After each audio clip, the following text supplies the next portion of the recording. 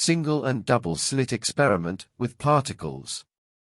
Friends, some of you will already know my cosmic model, everything theory, which is completely classic, and also does not consider the validity given to waves, but rather understands that the essence is in the particles. I understand that I will be completely out of date, but hey, these are my conclusions and I must be faithful to them. In this case, we are going to deal with the simple and multiple slit experiments, which I understand is consistent with particles and not with waves, since the tests and conclusions lead us to it. Thus, in these experiments, what produces complementary signals to the main signal are the rebounds of the particles on the surface of the lateral cutting planes of the slits, as seen in the drawings. Of course, for this to happen there must be very clear and strict requirements, which are that the slits are very narrow and the plate where the slits are located is a little thicker than these slits, but not too much. If the slits are very wide, the focus passes through them and does not produce additional signals.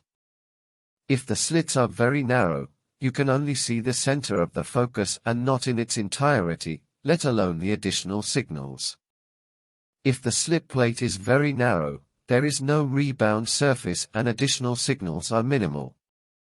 If the plates are very thick, the rebounds do not expand as they collide with the other side of the slit. The same thing happens as if an observation detector is installed, which interrupts the passage of the rebounds because it takes up a lot of length. That is, there must be a very small margin of measurements between slit opening and plate thickness. And that happens as we see in the drawing with dimensions close to 0.1 mm and 1 mm. And the observations against particles being also waves. Well, these are multiple. First and most important from a theoretical point of view, is that the single slit would not produce additional signals or wave interference, and yet the signals are similar in both single and double slits, producing interference in both cases. If they were waves, the opening of the slits would not be important, since with any opening interference would occur, and that is not the case. If they were waves, they would not be stopped by an observation device, whether it is off or in action. That is, the observations lead us to think that what produces the additional signals in these experiments are particle bounces, and not wave interference.